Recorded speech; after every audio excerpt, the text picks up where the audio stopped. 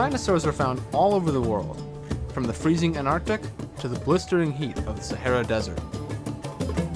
When we started our fieldwork in the Moroccan Sahara, we didn't really know what we would find. A couple of people told me that we would probably not find anything interesting. I said, well, this is a really difficult place to find fossils in. Most of them are just isolated bits and pieces, but we found many incredible fossils. Massive plant-eating dinosaurs that would have weighed as much as an entire herd of elephants. We found remains of flying reptiles, crocs, lizards, but of course, the holy grail for us was Spinosaurus, right? That was the creature we really wanted to uncover.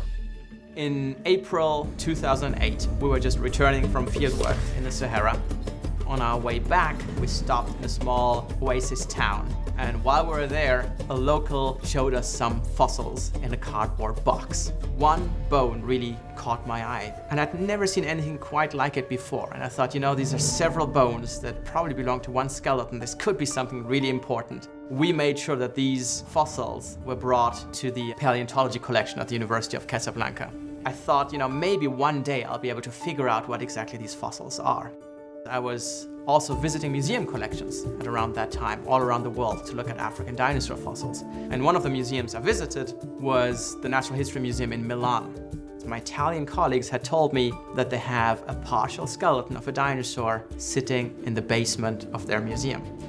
There were big, tall spines, leg bones, foot bones, skull bones. You know, after all these years, we might finally have the skeleton of Spinosaurus. But we had one big problem. We didn't really know where the skeleton came from. And in paleontology, that's a really, really big problem. You need this contextual information to understand what environment the animal lived in. But then I picked up a chunk of spine, and I realized it looked just like the chunk I had seen in the cardboard box in Morocco. I thought maybe they all belong to the same skeleton. All I have to do is relocate the man with the cardboard box. It was like looking for a needle in the desert. There are about 50,000 fossil hunters operating in Morocco. I didn't have a name or address or a phone number. Really, the only thing I could remember was that the man had a mustache. And so we went to all these remote villages and talked to the locals, and I didn't know anything about a partial skeleton of a dinosaur. They said, you know, that's unheard of. We just find isolated bits and pieces here. But then on the very last day of our search, we were sitting in a cafe, and I just saw all my dreams going down the drain. And just in that moment, a man walked past our table, and I caught a glimpse of his face, and we're like, was that the guy? And so we got up and caught up with him. It was the man we had been looking for. And he then told me that he found many other bones. He sold those bones to an Italian geologist. That's when it all came together. Yes, these bones all belong to the same skeleton. I then had to convince him to take us to the dig site.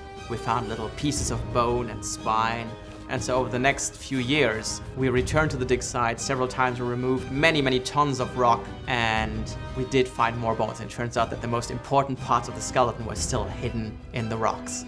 One of the most exciting parts of the skeleton was the tail of Spinosaurus. And this tail completely rewrites the dinosaur textbooks, because it revealed that this was a dinosaur like an extraterrestrial, a really, really strange creature.